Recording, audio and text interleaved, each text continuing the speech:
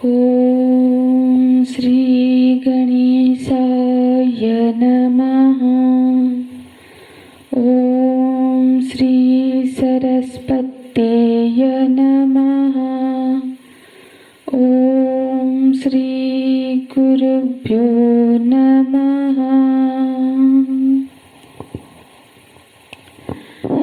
अन्तवन्त इमे देहाः नित्यस्यक्ताः शरीरिणः अनासीनो प्रमेयस्य तस्मादुद्ध्यस्व भारत तस्मादुद्ध्यस्व भारत। पिछले श्लोक में भगवान ने सत्तत्व का निरूपण किया। सत्तत्व कैसा है? जिसका किसी देश में, किसी काल में, किसी वस्तु में अभाव नहीं होता।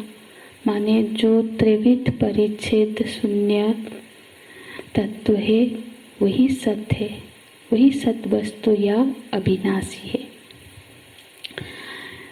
फिर किंग पुनः तद असत, तो फिर वो असत पदार्थ क्या है? यत् स्वात्मतां व्यभिचरति, जो अपनी सत्ता को छोड़ देता है, जिसका व्यभिचार हो जाता है, जिसकी स्थिति बदल जाती है। तो इस पर कहते हैं भगवान यहाँ पे, अंतवन्तः इमे देहा नित्यस्यक्ताः शरीरिणः। जो इसका अन्वय करेंगे तो नित्यस्य शरीरिणः अनासीनः अप्रमेयस्य इमे देहः। जो अंतवन्तः, ये जो देह है, ये सारे के सारे जो देह है बहुवचन में है, तो ये अंतवंत है, माने अंत होने वाले हैं। तो अंतवंत का अर्थ भगवान भाष्यकार करते हैं, अंतो विनाशो विद्यते येषां ते अंतवन्तः। जिसका विनाश हो जाए उसको अंतवंत कहते हैं। कैसे? जैसे मृग तृष्णादि, जो मृग मरीचिका है उसमें रहने वाले जो जल है, जल के जो विषय है, वो जो उसके प्रति जो सत बुद्धि थी, जो जब प्रमाण द्वारा, नेत्र द्वारा हमने निरूपण किया, देखा, तो वो कैसे हुआ? वो फिर उसका अंत हो गया, उस बुद्धि का नाश हो गया। तो वैसे ही ये सब शरीर अंतवान है, तथा स्वप्न और माया की शरीर आदि की भांति ये शरीर भी अंतवान है, अंत होने वाले हैं।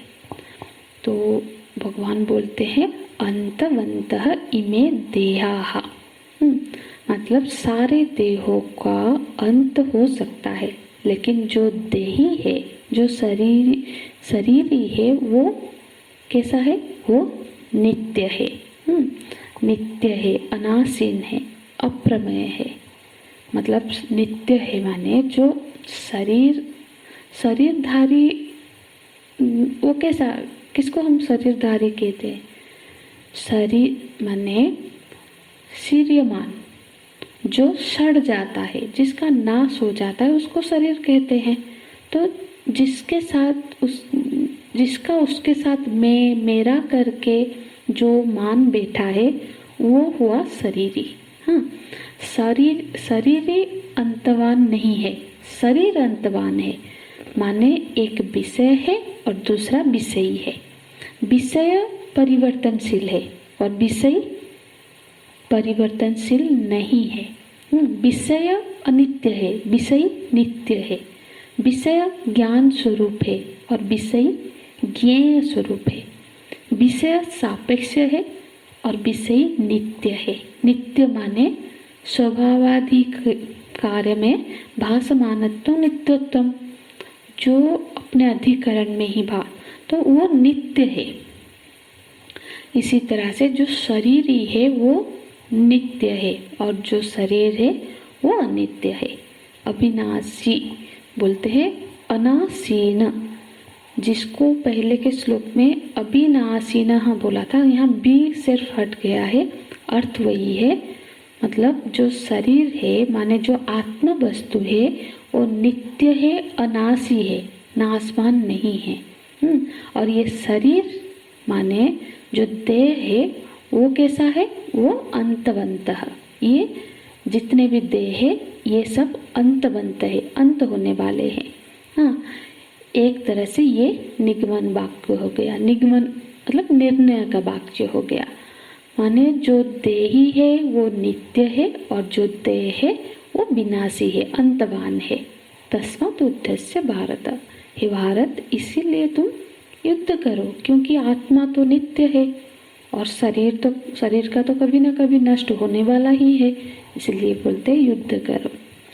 समझते? देखो भगवान प्रभु जी ने यहाँ कहा कि ये जितने भी देह है वो सब अंतवंत है। तो किसी के मन में ये प्रश्न आ सकता है, जितने भी देह है तो यहाँ इसमें तो भगवान का शरीर भी यहाँ सम्मुख में है, तो क्या ये भी अंतवंत है? वास्तव में जो भगवान का शरीर है वो लीला शरीर है। हाँ, वो मनुष्य शरीर जैसा पंच महाभूत का बना नहीं होता है, वो लीला विग्रह है। वो भगवान का शरीर तो चिन्मय शरीर है, चिन्मय देह तुम्हारा। हाँ, तो इसीलिए उनके विषय में ये प्रतीति होना, ये अप्रतीत होना, वो बात नहीं घटती, वो प्रसंग ज्ञान नहीं घटता है। लेकिन जो भी परिचिन्न देह है उसको भगवान अविनाशी नहीं कह रहे हैं। परिचिन्न होगा तो कभी ना कभी उसका विनाश होगा ही। हाँ, परिचिन्न वस्तु कभी अविनाशी नहीं हो सकता है। तो बोलते हैं अनासीनः। अनासीन का अर्थ है वो अभोक्ता है, अनशनकारी है, माने उसको भोजन नहीं चाहिए। ये आसी नहीं, अनासी है, अनासीनः। हाँ, तो ये जो शरीरी है वो अनासीन है, और क्या है, नित्य है, अनासीन है और अप्रमेयस्य, अप्रमेय है। अप्रमेयस्य माने भगवान ने कहा ये आत्म वस्तु अप्रमेय है। अप्रमेय माने न प्रमेयस्य, जो प्रमेय नहीं है, माने जो प्रत्यक्ष आदि किसी भी प्रमाण का विषय न बने, उसको अप्रमेय कहेंगे। तो फिर प्रश्न उठ सकता है कि ये आत्म वस्तु तो श्रुति प्रमाण के से जाना जाता है, तो फिर इसका क्या उत्तर होगा? श्रुति प्रमाण से जाना तो जाता है, पर प्रमाण किसको कहते हैं हम? प्रमाण उसको कहते हैं जैसे कोई वस्तु हम नेत्र प्रमाण से देखते हैं, तो फिर कैसे जानते हैं उसको? जब नेत्र ने उसको अपने घेरे में ले लिया तभी उसका हमको बोध हुआ। जैसे आकाश है, आकाश, पूरे आकाश को नेत्र अपने घेरे में नहीं ले पाता है, इसलिए पूरे आकाश का बोध हमको नहीं हो पाता है। पर ये जो आत्म वस्तु ऐसा है जो किसी भी प्रमाण के द्वारा परिच्छेद नहीं हो सकता, घेरे में उसको कोई भी प्रमाण ले नहीं सकता। जब वो कोई प्रमाण उसको घेरे में नहीं ले सकता तो फिर वो प्रमेय कैसे बनेगा? इसलिए वो अप्रमेय है। असल में अप्रमेय प्रमाता ही होता है, जो पदार्थ का प्रमाण का विषय होगा, जिसकी प्रमा होगी वो प्रमेय होगा। लेकिन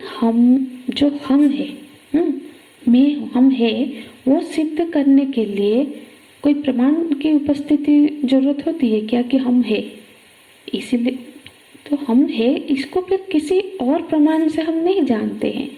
हम है इसीलिए तो प्रमाण की उपस्थिति मान से हम किसी और वस्तु को जानते हैं। तो प्रमाण की उपस्थिति मालूम करने वाला, मानने वाला प्रमाण से पूर्व ही होगा, पूर्व ही सिद्ध है। तो प्रमाण की प्रवृत्ति होने पर ही हमारे आंखें काम करती है, हमारा मन काम करता है, हमारा बुद्धि काम करता है। तो पहले जो वस्तु है जिसके होने पर ये सब कार्य हो रहा है, जिसके होने पर हम प्रमाण के माध्यम से किसी चीज का बोध कर रहे, तो उस होने को हम कैसे किसी प्रमाण के माध्यम से जानेंगे। जैसे बृहदाकार उपनिषद में कहा गया है, अप्रमेयम ध्रुवम।